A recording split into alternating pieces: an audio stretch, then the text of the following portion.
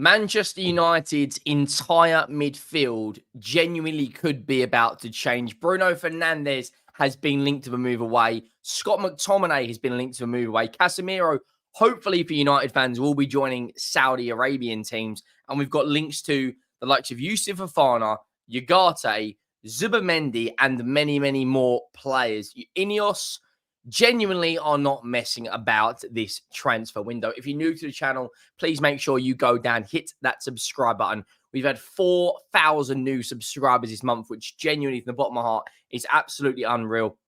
Videos hitting 50,000 views plus, which is just bonkers to me.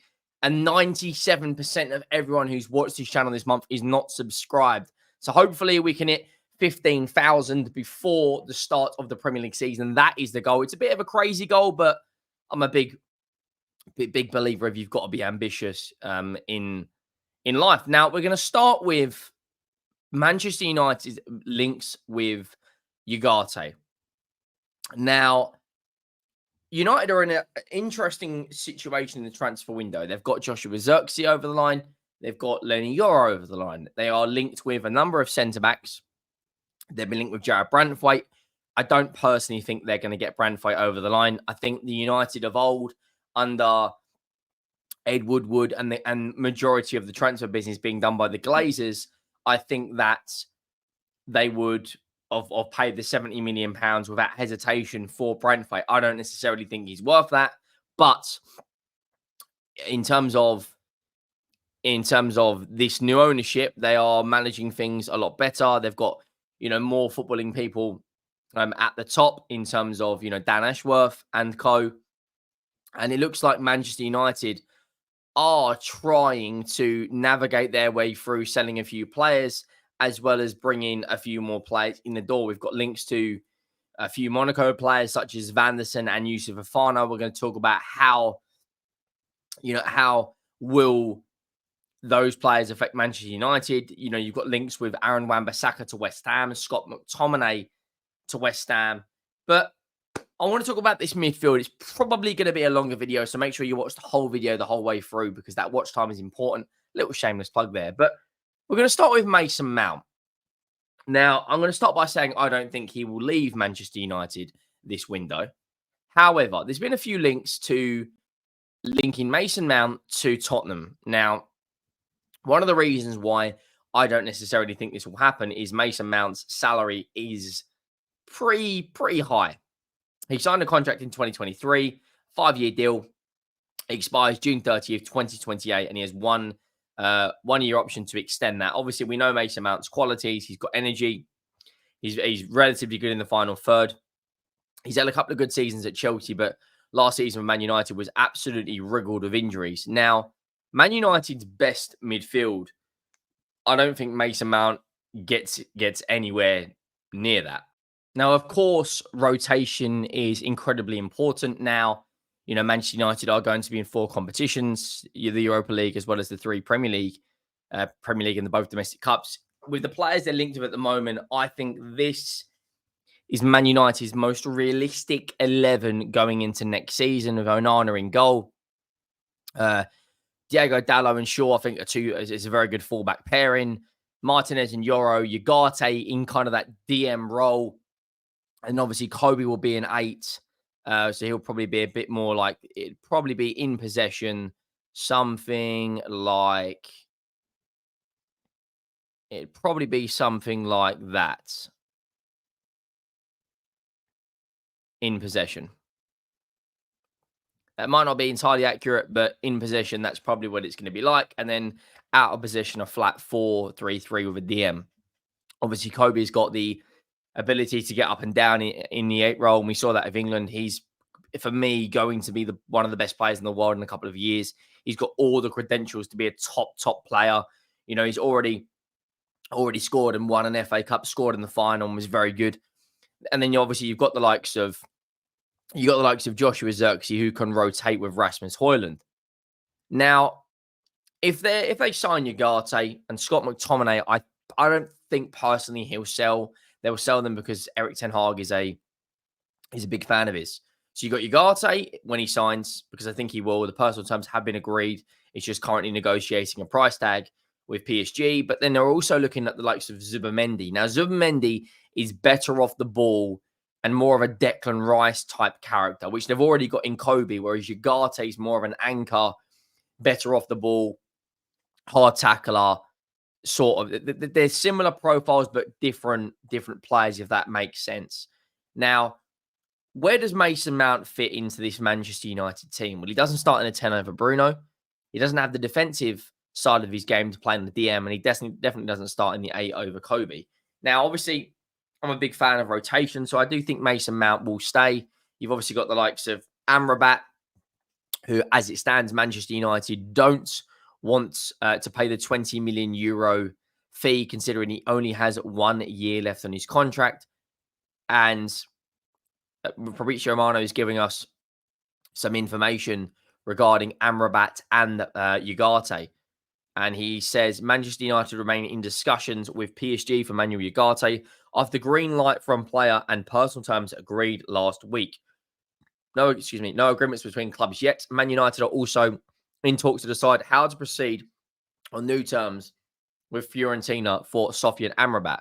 So if we go back to this lineup, and you throw Ugarte and you throw a Mason Mount in there, you throw a Amrabat, all of a sudden Man United have got strong depth. You got, for the defensive midfield positions, you've got Ugarte and Scott McTominay can play there.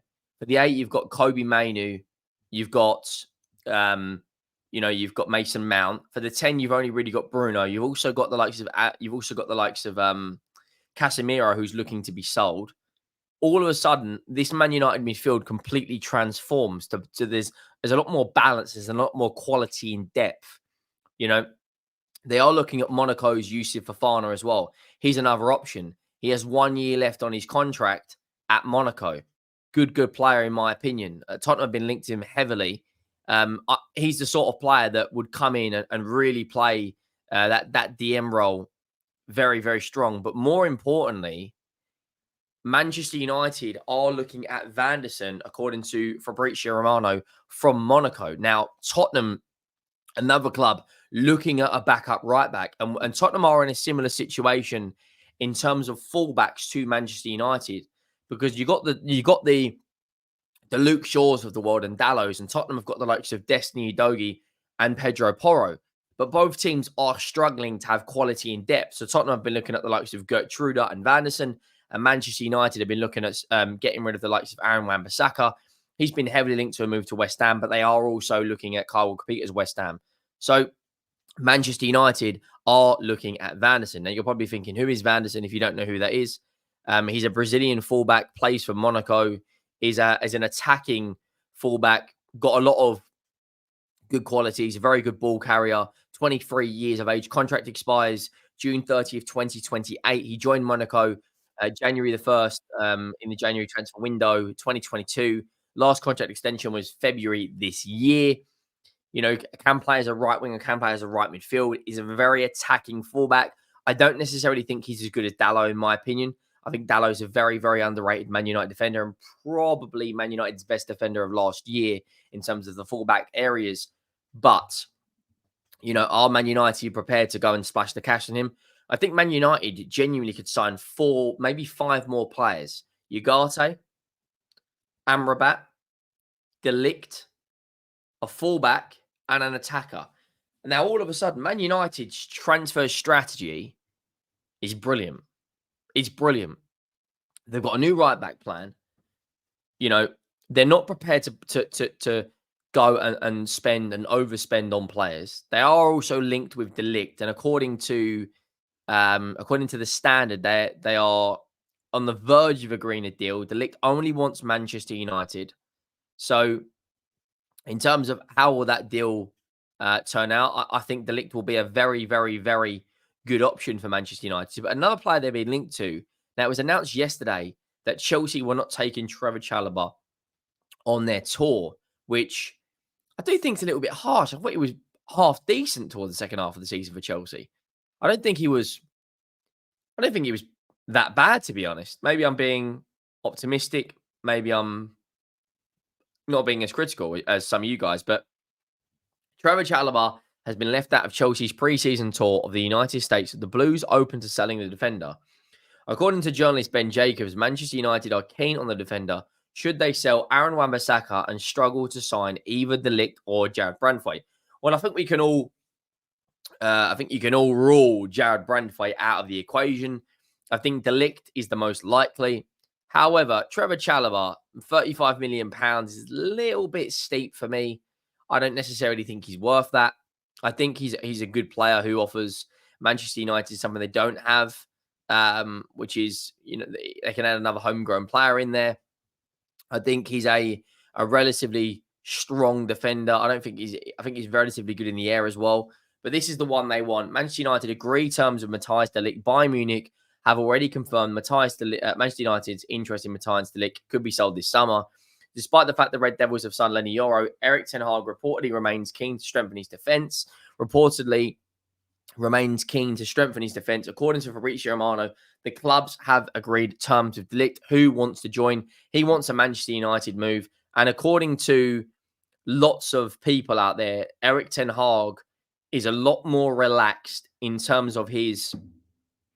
They've changed the day-to-day role, and they haven't taken a leaf out of Manchester City, because what they do, they've got Tixi Birkenstein, who's technical director. They've got a director of football, and then Guardiola's just the head coach. Years ago, when you had the likes of Alex Ferguson and you had the likes of Arsene Wenger running football clubs, it was more than just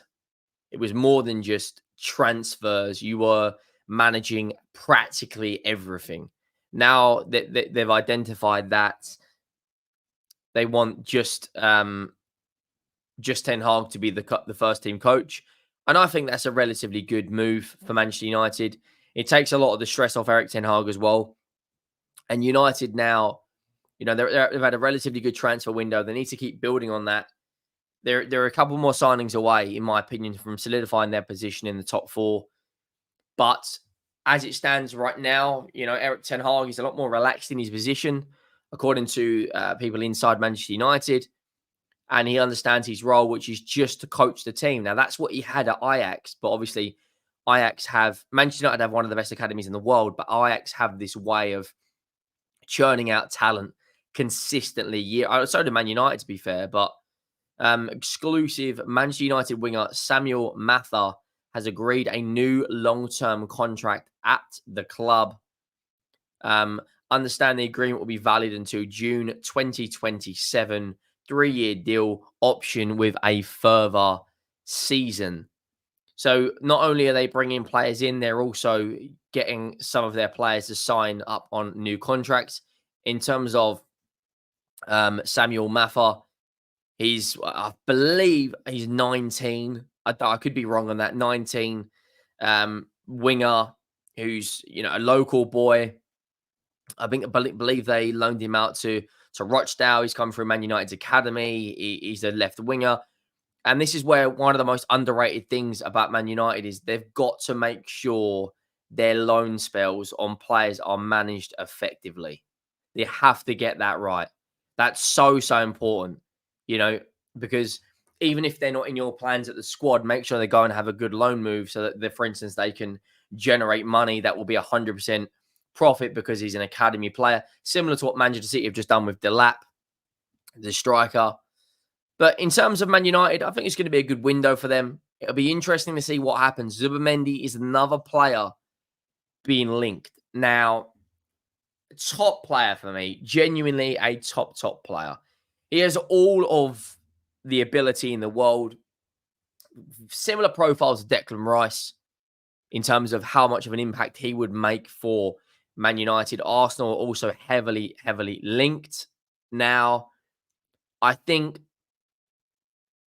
personally, as it stands, I think Ugarte is probably more realistic.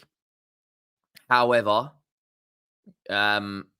Zubimendi, for me, the guy is genuinely unreal. Absolutely unreal. If Man United could bring him and Ugarte in, I wouldn't say they're that much further off Arsenal. Genuinely, I wouldn't.